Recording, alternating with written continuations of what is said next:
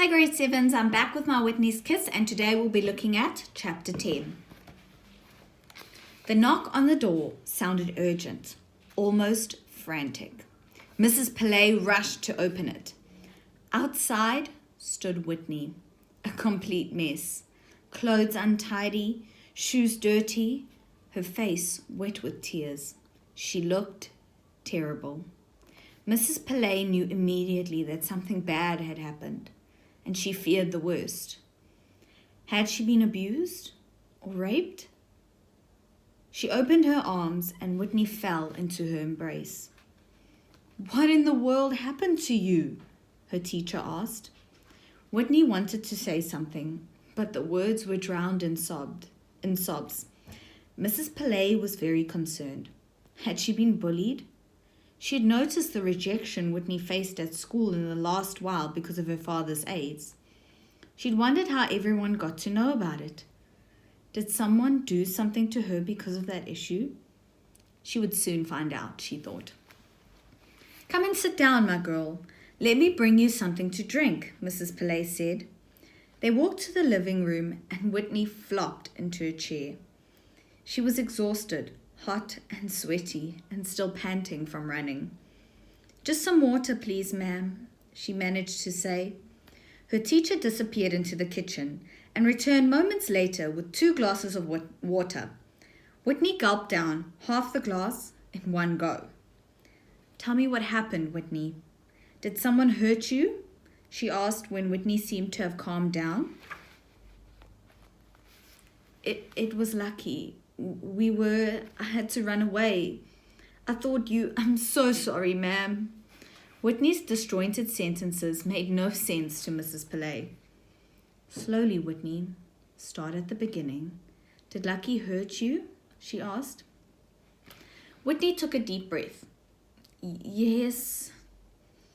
No, actually, he didn't hurt me. I was scared that he would.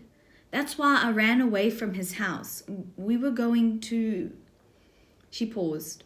Whitney didn't know where to begin or how to say it. "What were you doing at Lucky's house?" Mrs. Pillay asked with alarm. "It's a long story, ma'am," she answered, and she began to tell her teacher the whole story. She told her about her friend's strange behavior at school, how someone had told the secret about her father's AIDS, how it had been leaked to her friends and she'd suddenly become an outcast. She explained how she came to believe that Mrs. Pillay was the source of the leak and how angry and resentful this had made her feel. She recalled how she fled to Lucky for love and comfort and acceptance, and how she'd made up her mind to purposefully ignore the advice of her teacher. She told her what happened in Lucky's bedroom, and how she had amazingly been prevented from sleeping with Lucky and being infected with HIV. As Whitney told the story and realized again what a narrow escape she'd had, her eyes welled up with tears. She wasn't sure whether the tears were of trauma or tears of relief. "And he refused to wear a condom when you asked him to?" Mrs. Pillay quizzed. "Yes, he said he didn't have one, and that it's like eating a sweet with the wrapper on," Whitney sobbed. Mrs. Pillay was enraged. For a few moments, she refrained from saying anything. She wanted to be angry toward Whitney for being so foolish, but she could not help feeling very sorry for this young girl.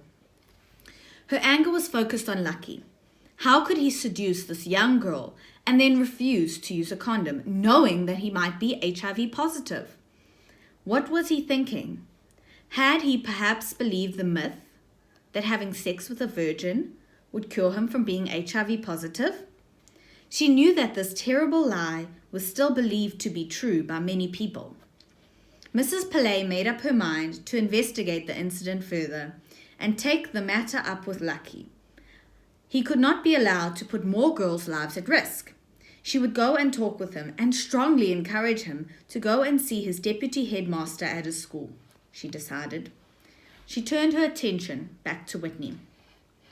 "Whitney, I'm so glad you came to me. I'm so glad you didn't sleep with Lucky.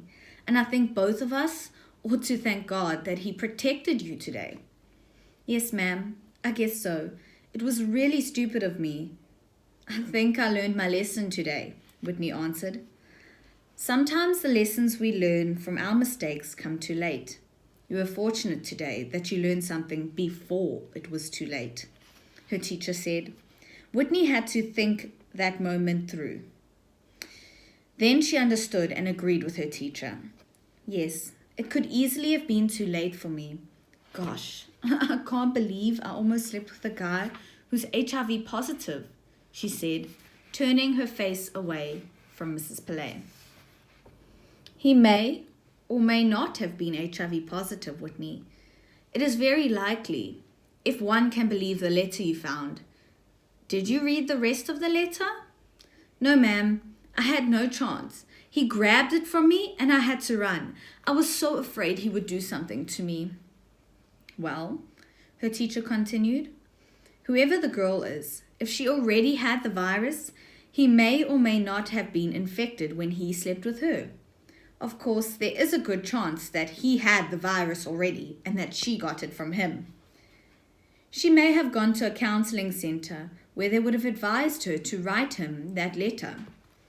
Whitney thought about how easily she could have been the one writing such a letter. She shuddered at the thought. Hadn't her teacher warned her about all this? Hadn't she explained that it could happen so easily? Thank heavens I got another chance, she thought to herself. What I don't understand, ma'am, is why I rejected your advice so easily. You warned me against Lucky, and you told me to make up my mind about, sex. I don't know why I didn't listen to you in the first place. I don't understand that either, Mrs. Pillay said. Maybe you made the mistake of wanting to experience everything for yourself. Sometimes people don't take advice seriously if they think the person it comes from is not speaking from experience. But that is so dumb, Whitney said. Why would I want to experience something I can die from? Mrs. Pillay was amazed at Whitney's insight and wondered how such an intelligent girl could get herself into such unnecessary trouble. Exactly, her teacher said. Sometimes experience comes at a cost. It's simply not worth making the same mistake as so many others. Why can't we learn from other people's mistakes rather than learn the hard way from our own mistakes? It took a few seconds before her teacher's words sunk in. Gosh, I don't know why I never thought of it like that before. It makes so much sense, Whitney said. You were very fortunate today, and somehow that has put you in a unique position. You can warn others from your own experience now, and yet you were spared from ruining your own life. You mean I should tell others what happened? I think you owe it to yourself and to your friends, Whitney. Besides, they still think you may be HIV positive, and the best thing you can do now is stand up for the truth and share your story with everyone. Even your father's death can be turned around into something positive if it can help people understand AIDS better. There's so much ignorance and prejudice towards people living with HIV and AIDS. Whitney pondered this for a while. She knew all about the ignorance and prejudice. She'd experienced it firsthand. For a long time, she said nothing. Why did her father have to die? It felt so cruel, so meaningless, so unnecessary. But perhaps something positive and meaningful could come out of it after all. Perhaps she could speak out. Perhaps she could help to change people's attitude toward those living with HIV and AIDS. Whitney spent another hour or so at Mrs. Pillay's house. They talked more about Lucky and about her father. They talked about love and relationships and respect. Whitney felt upset, guilty, and relieved all at the same time, and she apologized several times for doubting Mrs. Pillay's integrity. Mrs. Pillay was very forgiving, and she encouraged her student not to let the sun set before she had made some very important decisions. She had to think of her future and decide on her values, she said. She helped Whitney to realize her worth as a person. She explained that love and acceptance are to be given freely and not earned by giving in to someone's demands. In the end, Whitney felt that she should help her friends by challenging them not to make the same mistakes as she did. Maybe she could prevent others from throwing their lives away by sleeping around, she thought. Maybe her friends would listen to her because of everything she'd been through. Maybe she could make a difference. This brings us to the end of chapter 10. Stay tuned for chapter 11.